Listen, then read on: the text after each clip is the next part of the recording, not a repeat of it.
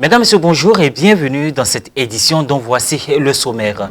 Diocèse de Yopougon, le dimanche 14 novembre dernier, 9 prophètes issus de la congrégation Notre-Dame de la Paix se sont définitivement engagés dans la vie religieuse au cours de leur cérémonie de vœux perpétuels organisée à la paroisse Saint-Paul de Passe, département de Dabou, dans la région du Leboutou.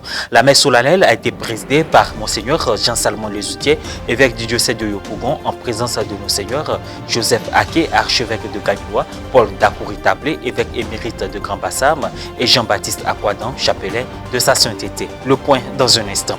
Et puis la messe de rentrée pastorale 2021-2022 de la communauté estudiantine catholique de l'Université de Mans a eu lieu le 10 novembre dernier à l'amphithéâtre de la dite université. La célébration eucharistique a été présidée par le père Justin Nari, curé de la paroisse Sainte-Marie, et co-présidée avec le père Antoine Topa. Le dimanche 14 novembre dernier, la communauté paroissiale de Saint-Paul de Passe, appartenant au diocèse de Yopougon, était en fête.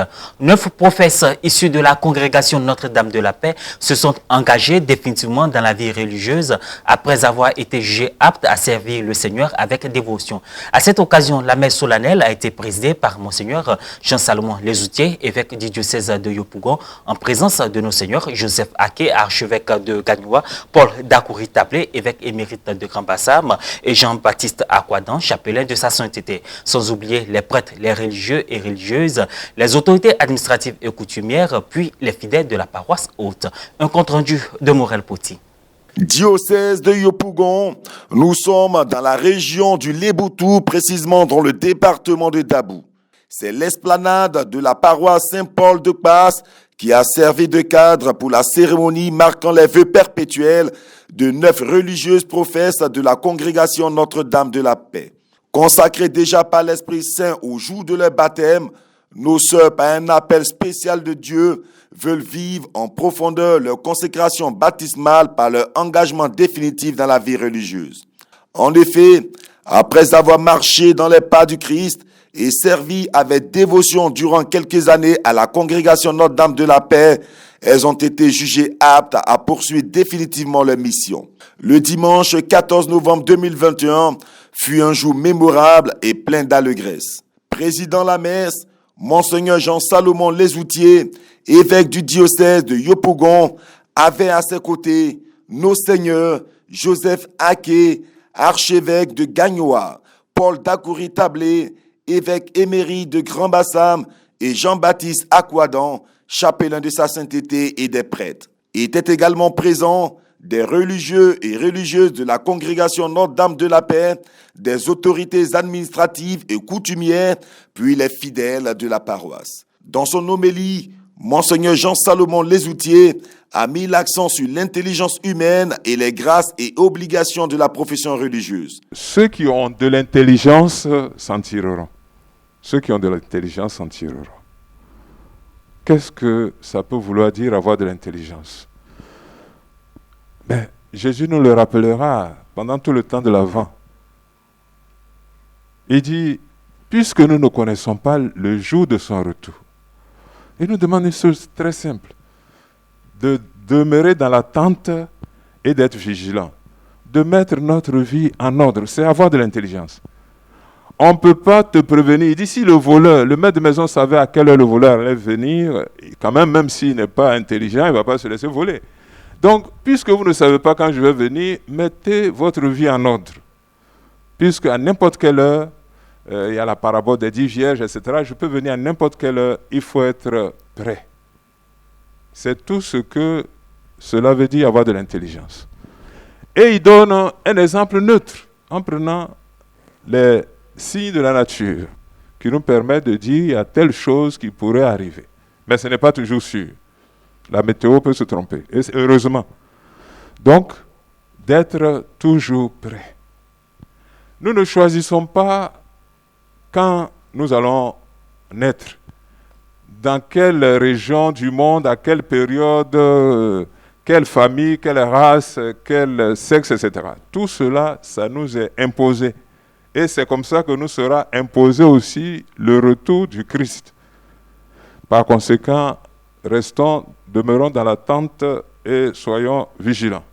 Après les séries de questions pour s'assurer de la sincérité, du sérieux et de la force d'engagement contenue dans la réponse des sœurs Julienne Mélissa, Rosemonde, Reine Flora, Marie-Noël, Ange Christelle, Cynthia Nadège, Marie-Michel, Rita Jocelyne et Rosalie. Les sœurs se sont prosternées pour le chant des litanies. Seigneur, prends pitié.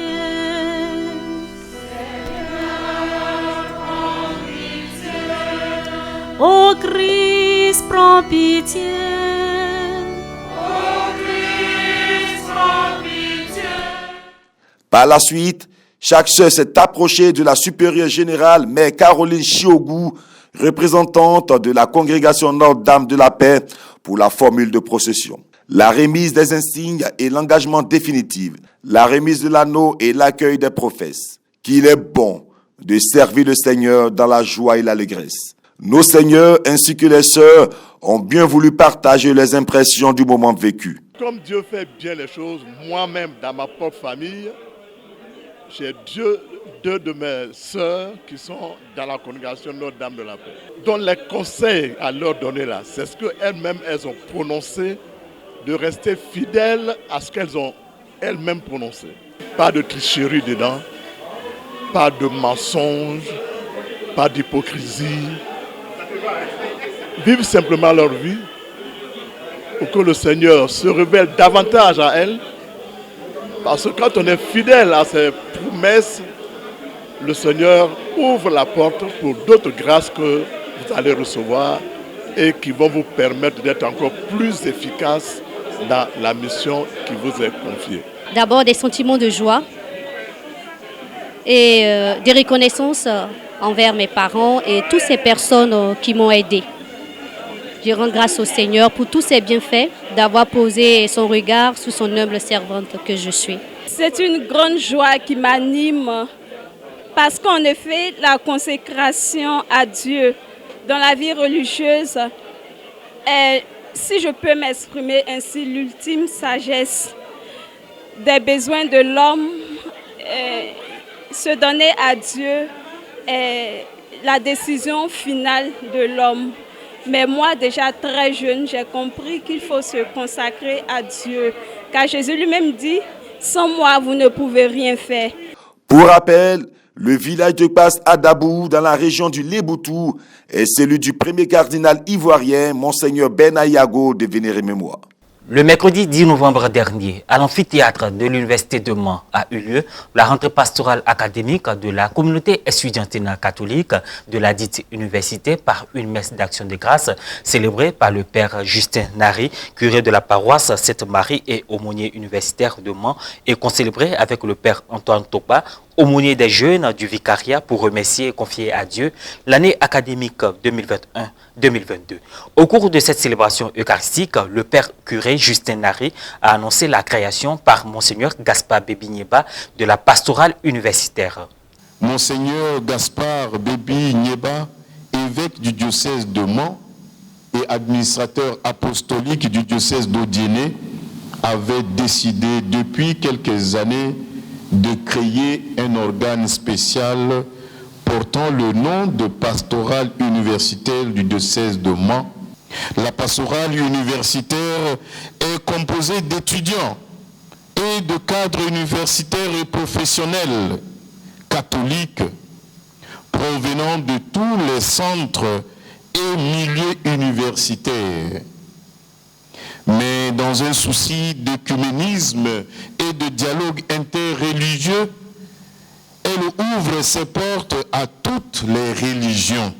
En cette année dédiée à Saint-Joseph, l'aumônier universitaire, en soulignant les vertus de Saint-Joseph, a souhaité que cette année académique 2021-2022 soit dédiée à l'amour du travail.